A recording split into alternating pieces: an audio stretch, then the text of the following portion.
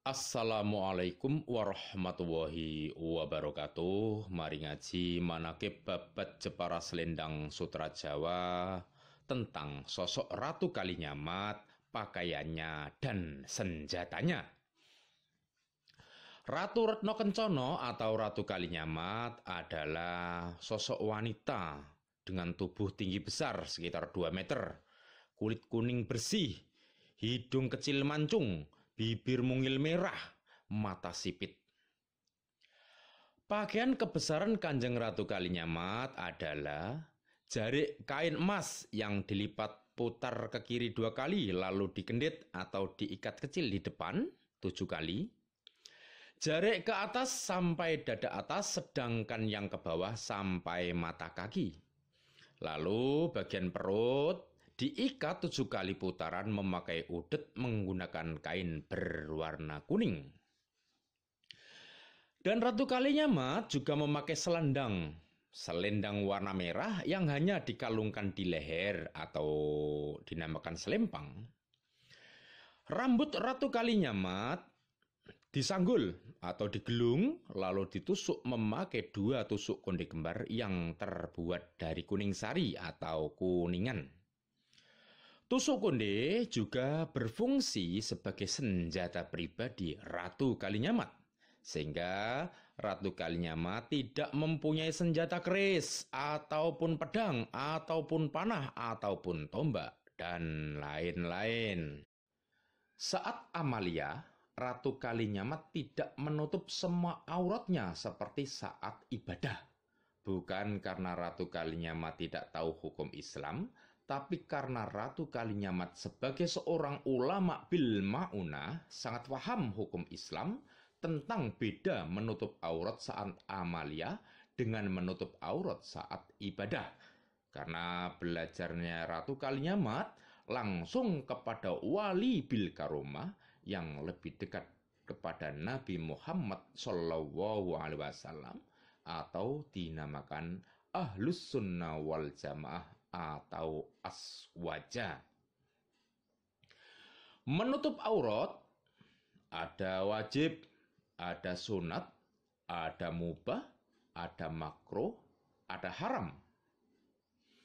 Menutup aurat dibagi 2. Ada saat amalia, yang kedua saat ibadah.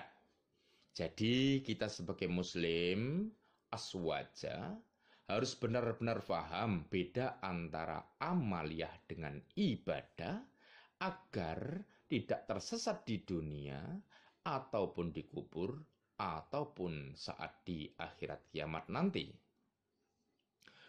Menutup aurat ataupun membuka aurat saat amalia dibagi 2. Yang satu, amaliyah adil dan amaliyah dolim, yaitu hubungannya diri sendiri dengan adat dan budaya lokal. Yang kedua, amaliyah soleh atau solihah dan amaliyah fasa, hubungannya diri sendiri dengan orang lain. Kita bahas yang pertama, amaliyah menutup aurat hubungannya dengan adil atau dolim pada diri sendiri adalah berhubungan dengan adat budaya lokal atau kebiasaan dirinya sendiri dan kebiasaan suatu wilayah.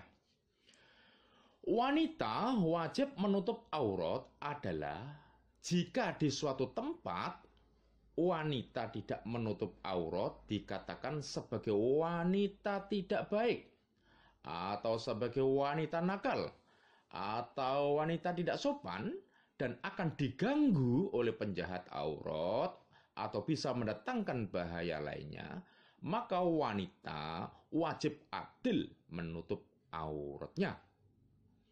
Pahala adil menutup aurat hanya ada di dunia saja, yaitu agar tidak diganggu dan sebagai tanda wanita baik-baik. Pahala adil menutup aurat tidak ada di kubur ataupun di kiamat. Karena adat budaya di Jawa menutup aurat saat itu hanya antara dada sampai kaki, maka pakaian Ratu Kalinyamat sudah bukan termasuk dolim.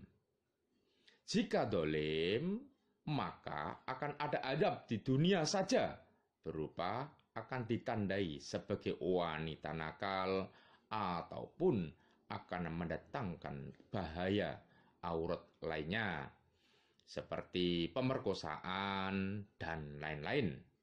Tapi meskipun dolim, jika tidak ada bahaya apapun, maka tidak ada adab lain di kubur ataupun di kiamat yang berkaitan dengan menutup aurat, karena hisab adil ataupun dolim menutup aurat adalah disegerakan di dunia yang diterima hanya oleh badan atau tubuh manusia saja.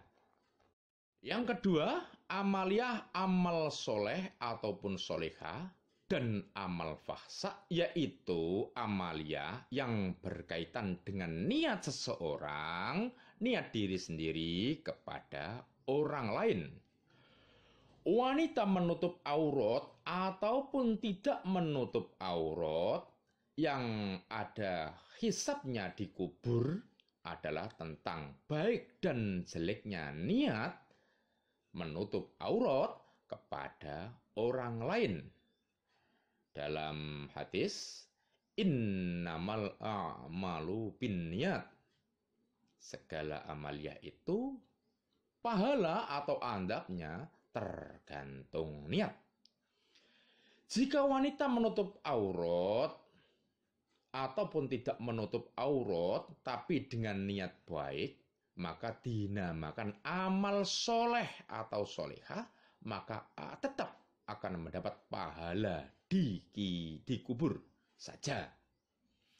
Jika wanita menutup ataupun tidak menutup aurat, jika niatnya untuk merangsang atau mengganggu orang lain atau dinamakan amal fahsa, maka akan mendapat adab di kubur saja, tapi tidak ada adab di dunia ataupun di kiamat. Karena yang dihisab di kubur adalah hati manusia.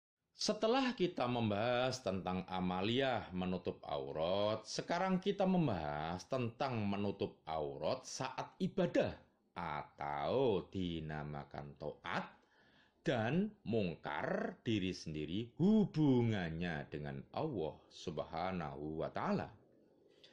Ibadah wajib kepada Allah hanya ada 5 saja, yaitu yang ada pada rukun Islam.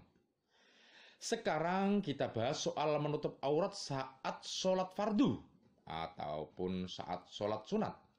Dimanapun, situasi apapun, kondisi apapun, saat sholat wanita ataupun pria wajib menutup semua aurat yang telah ditetapkan oleh syarak atau hukum Islam yang tidak boleh dirubah atau dinamakan istiqomah.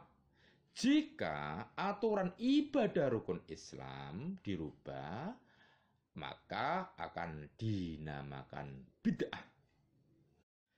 Jadi, menutup semua aurat saat ibadah, ada sholat dan haji, maka dinamakan taat kepada Allah, maka akan mendapat pahala di akhirat kiamat. Tapi tidak ada pahala di kubur ataupun di dunia. Tapi jika saat orang sholat ataupun haji tidak menutup semua aurat, maka dinamakan mungkar kepada Allah Subhanahu wa Ta'ala dengan adab di akhirat kiamat.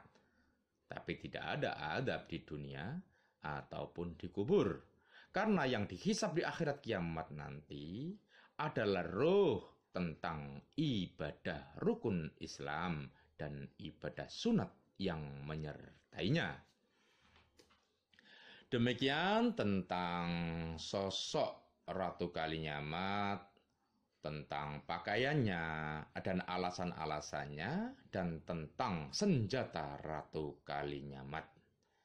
Kita ketemu lagi dalam kisah babat Jepara Selendang Sutra yang lain.